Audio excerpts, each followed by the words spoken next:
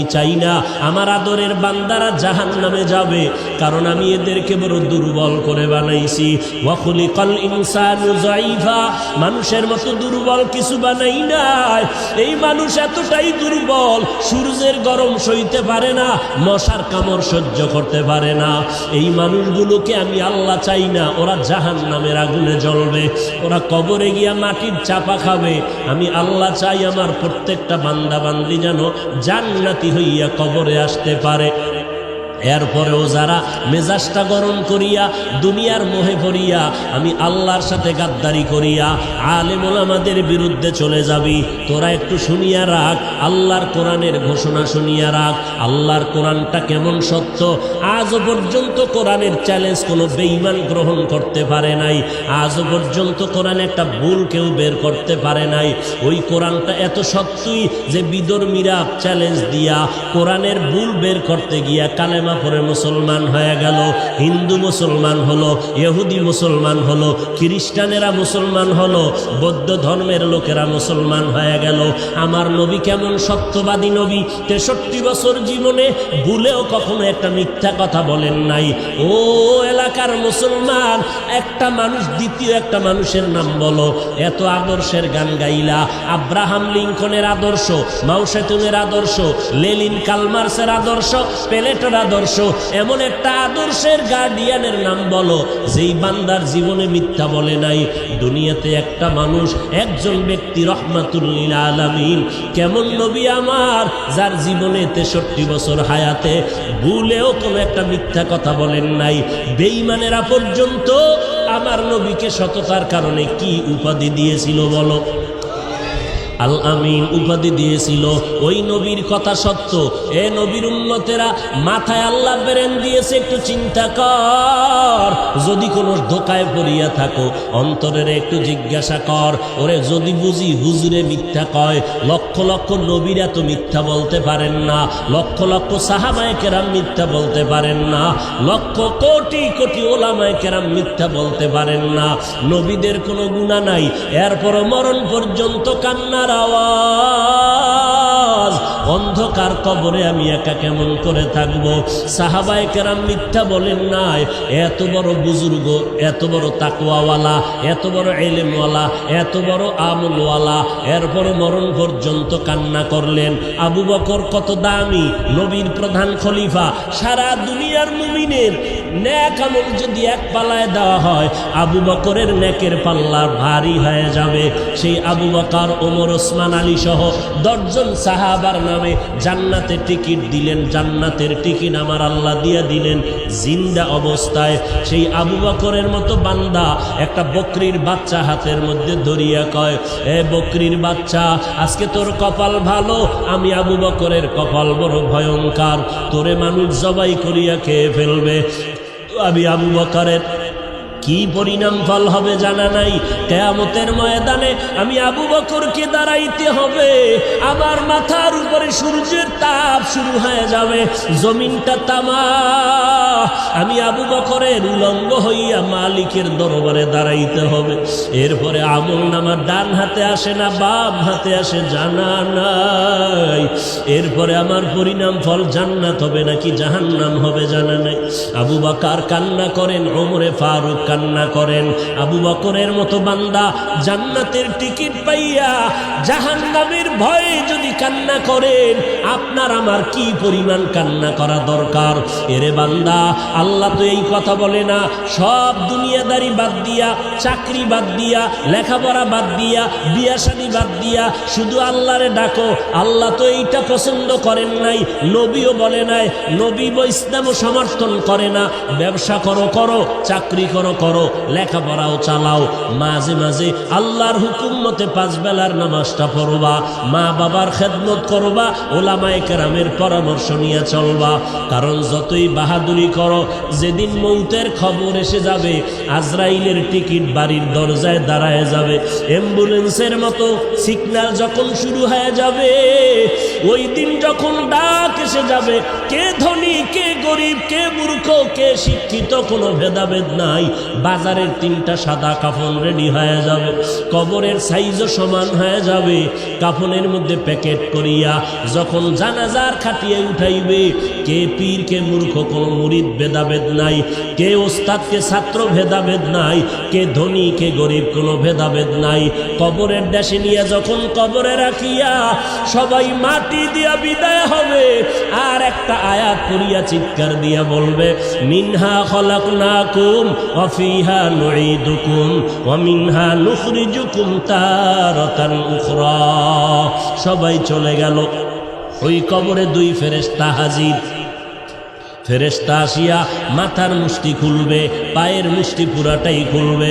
3টা প্রশ্ন তোমাকে আমাকে করবে। সমস্ত মানুষের বেলায় 3টা প্রশ্ন। রবের পরিচয় দাও, ধর্মের পরিচয় দাও, রহমাতুল লিল আলামিনের পরিচয় দাও। মদিনার নবী বলেন, যারা দুনিয়াতে রবের গোলামি করে যাবে তারা কবরে গিয়া জবাব দিবে, রব্বি আল্লাহ, আমার রব একমাত্র কে? দুনিয়াতে যারা ইসলাম মেনে চলবে কবরে গিয়া জবাব দিবে, দীনিয়াল ইসলাম, আমার ধর্মের নাম কি? দুনিয়ায় যারা নবীর সুন্নতের আমল করে যাবে, আঙ্গুলের নখগুলো কেমনে কাটবে সেখানেও সুন্নাত, মাথার চুলগুলো কেমনে রাখবে সেখানেও সুন্নাত, বান্দা জুতা কেমনে পরবে সেখানেও সুন্নাত। সুন্নতের আমল করিয়া যারা কবরের বিছানায় শুয়ে যাবে, একটা রাস্তা বানাইয়া মদিনাওয়ালা নবীকে দেখাইয়া বলবে, চিনো লোকটাকে, চিনো নিরে কবরওয়ালা বলো। যারা আমার মাওলার মোহাব্বতে নবীজির আশিক হইয়া কবরে যাবে, নবীরা আশেকেরা নবীরে দেখিয়া চিনে ফেলবে, বলবি নি তো আমার মায়ার নবী। যেই নবীকে না দেখিয়া টুপি পরলাম, দাড়ি রাখলাম। কত মানুষ টুপিওয়ালা বলে গালি দিল, দাড়িওয়ালা বলে গালি দিল, তারপরও টুপি ফালাই নাই, দাড়ি ফালাই নাই। আল্লাহর নবীর সুন্নতের মেসওয়াকটা পকেটে নিয়ে চলছি। কত মানুষ কত উপহাস করেছে, তারপরও সুন্নাত সারি নাই। নবীজি বলেন, সাথে সাথে আল্লাহ তাআলার গায়বী আওয়াজ এসে যাবে। আল্লাহ কুদরতের আওয়াজ দিয়ে বলবে, এরে ফেরেশতা, আমার বান্দারে আর কষ্ট দিও না, তাড়াতাড়ি জান্নাতের বিছানাটা কবরে বিছাইয়া দাও, জান্নাতের সাথে রাস্তা বানাইয়া দাও। আমার বান্দারে বেশি ডিস্টার্ব করিও না। আমার বান্দা দুনিয়াতে কষ্ট কম করে নাই, ঠিক মতো খানার প্লেট নিয়ে খাইতে পারে নাই, রাতের বেলা ঘুমাইতে পারে নাই, সবাই ঘুমাইয়া গেছে। আর আমার বান্দাটা ঘুমের মধ্যে শেষ রাত্র যখন হলো, সুন্দর করে অজু বানাইয়া যায় নামাজ বিছাইয়া সিজদায় গিয়া কান্না করে বলেছে, হে মালিক, তুমি আমার রব, তুমি আমাকে মাফ করে দাও, গুনাহগার বলে তাড়াইয়া দিও না রে আল্লাহ। এই বান্দাটা সারা রাত জিহ্বাটা দিয়া জিকির করে করে কাটাইতো। এই বান্দা রাস্তায় হাঁটতো, আবার মাঝে মাঝে আমি আল্লাহরে ডাকতো। খানা খাইতে বসিয়াও আহ আহ বলে শব্দ উচ্চারণ করত। অন্তরের মধ্যে একটা জ্বালা ছিল, মালিকের কোথায় গেলে পাওয়া যায়। এই বান্দা আলেম ওলামা পাইলে দৌড়াইতো, কোরআনের বয়ানের আওয়াজ পাইলে দৌড়াইয়া যাইতো। এরে খালি কান্নার আওয়াজ। আল্লাহ পাক বলবে, আর দেরি করিও না, তাড়াতাড়ি আমার বান্দারে ঘুমের ব্যবস্থা করে দাও। জান্নাতের হাওয়া বাতাস পাইয়া আমার বান্দা জাহান কবরের মধ্যে আরামে ঘুমাবে, কেউ ডিস্টার্ব করবে না। কিয়ামত পর্যন্ত আমার বান্দা ঘুমাইতে থাকবে। মদিনার নবী আফসোস করে বলেন, যারা রবের গোলামি না করিয়া কবরে যাবে, ইসলাম না মানিয়া কবরে যাবে, সুন্নতের আমল না করিয়া কবরে যাবে, এই কবরে যাওয়ার পরে নাফার 3টা প্রশ্ন করা হবে। রবের পরিচয় দাও, ধর্মের পরিচয় দাও, রহমাতুল লিল আলামিনের পরিচয় দাও। যখন এই প্রশ্ন করা হবে, মদিনার নবী আফসোস করে বলে, গুনাহগার তো জবাব দিতে পারবে না, শুধু একটা শব্দ বলবে, হা হা লা আদরি, হা হা লা আদরি। আফসোস, বড় আফসোস, আমি কিছুই জানি না, কিছুই জানি না। নবীজি বলেন, সাথে সাথে আমার আল্লাহ গায়বী আওয়াজ দিয়া বলবেন, কুদরতের আওয়াজ দিয়া, এ কবরের ফেরেশতা, এই নাফরমানের আর সুযোগ দিয়া লাভ নাই। আমি আল্লাহ দুনিয়াতে কম সুযোগ দেই নাই। আমার দেওয়া চাঁদের আলো, সূর্যের আলো, ভোগ করলো, আমার দেওয়া পানি, আমার দেওয়া বাতাস, আমার দেওয়া নদীর মাছ, গাছের ফল খাইয়া, জমিনের ফসল খাইয়া এই কপাল পোড়া একবারও আলহামদুলিল্লাহ বলে নাই। ওলামায়ে কেরাম পায়ে ধরে ধরে নামাজের কথা বলতো। এই নাফরমান গুনাহগার আজান শুনিয়া একবারও মসজিদে গিয়া নামাজ আদায় করে নাই। এমন কপাল পোড়া নিজেও টুপি পরে নাই, যারা টুপি পরতো তাদেরকেও পছন্দ করে নাই, নিজেও দাড়িটা লম্বা করে নাই, যারা দাড়ি লম্বা করতো তাদেরকেও পছন্দ করে নাই, নিজেও পর্দা করে নাই, যারা পর্দা করতো তাদেরকেও পছন্দ করে নাই, নিজেও পাগড়ি পরে নাই, যারা পাগড়ি পরতো তাদেরও পছন্দ করে নাই, নিজেও আমি আল্লাহর জিকির করে নাই, যারা জিকির করতো তাদেরকেও পছন্দ করে নাই। এই নাফরমানকে আর সুযোগ দিয়া লাভ নাই, এখনই কবরের মধ্যে জাহান্নামের বিছানাটা বিছাইয়া দাও, জাহান্নামের সাথে রাস্তা বানাইয়া দাও। জাহান্নামের আগুন কবর ভরে যাবে, একটা না দুইটা না 70 থেকে 99টা সাপ কবর এসে ভরে যাবে। মদিনার নবী বলেন, ও দুনিয়ার মানুষ, জাহান্নামের কথা যখন কানে আসবে, আল্লাহর কাছে ক্ষমা চাওয়ার চোখের পানি ছেড়ে তওবা করো। এর বৃদ্ধ বাবাজি, ও পর্দার আড়ালের মা বোনেরা, ও যুবকেরা, কয়দিন আর যৌবনের বাহাদুরি করবা? এই দুনিয়া কিছুই না। ওরে আমার মাওলার ধরা তো বড় কঠিন। এই মহামারীতে কত প্রাণ চলে গেল রে বাবা। ওই সাদা কাপড়ের প্যাকেট যেদিন হয়ে যাইবা, কে আপন কে পর কেউ সাথে নাই, সবাই জামাটা খুলিয়া বেলেট দিয়া গেঞ্জিটা কেটে রেখে দিবে। ওই মাটির কবরে যখন নিবে, কেমনে তুমি কবরে একা একা থাকবা? আজকে বাতি ছাড়ায় অন্ধকার রুমে একা থাকতে বড় ভয় পাই। ওরে আল্লাহর বান্দারা, একটু নিজের গুনার দিয়ে তাকাইয়া তওবা করো, আর আমার আল্লাহকে ডাক দিয়া বলো, হে মালিক, এই ময়দানে আমার মতো অপরাধী কেউ নাই। কপাল বুঝি পুড়িয়া গেল, গুনার কারণে দিলটা পাথর, চোখে পানিও নাই।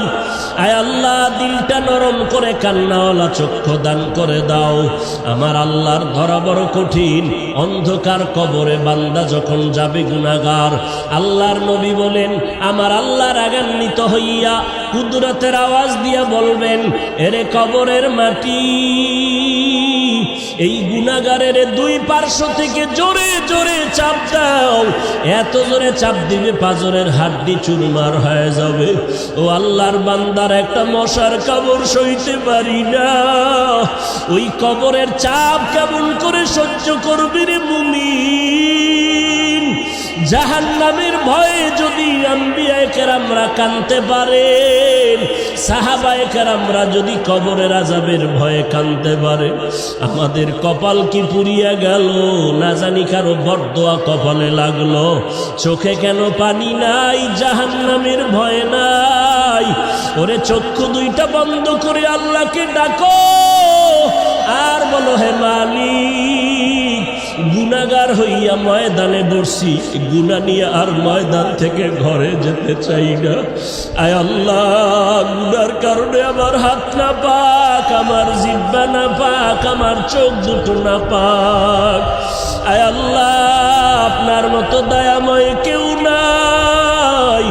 আয় আল্লাহ, গুনাহগার বলিয়া তারাইয়া দিয়েন না রে আল্লাহ। আর গুনার কাছেও যাব না, মা বাবারে কষ্ট দেব না, নামাজ ছাড়ব না, বেপরদায় চলব না, দাড়ি কাটব না, ওলামায়ে কেরামের বিরোধিতা করব না। আজকে থেকে তওবা করে নিলাম। তওবার খাঁটি নিয়ত যদি অন্তরে থাকে, খাঁটি তওবার নিয়তে আমার মাওলাকে বলতে থাকো, দিলটা নরম করো, আল্লাহকে বলো, হে আল্লাহ, আজকে থেকে তওবার খাঁটি নিয়ত করলাম। রিজিকের মালিক আল্লাহ, হায়াতের মালিক আল্লাহ, ইজ্জতের মালিক আল্লাহ। অতএব দুনিয়ার কাউকে ভয় করিয়া লাভ নাই, কারো গোলাম হইয়া লাভ নাই। আল্লাহ যেদিন ডাক দিবে, আমারে কেউ ধরে রাখতে পারবে না। রিজিকের ব্যবস্থা আল্লাহ করবেন। অতএব অতএব রিজিকের জন্য কারো পায়ের কাছে যাওয়ারও প্রয়োজন নাই। আল্লাহ আজকে থেকে আপনার গোলামি করব, নামাজ পড়ব, নবীর তরিকায় চলব, মা বাবার দোয়া নিয়ে চলব, ওলামায়ে কেরামের বিরুদ্ধে যাব না। তওবা করার যদি খাঁটি অন্তরে নিয়ত হয়, মুনাফিকি যদি না থাকে, খাঁটি তওবার নিয়তে দুটো হাত আল্লাহকে দেখাইয়া দাও। আয় আল্লাহ মেহেরবানি করে হাতগুলো কবুল করে নেন, তওবা কবুল করে নেন, তওবার উপরে মজবুত হইয়া চলার তৌফিক দান করেন, আমিন।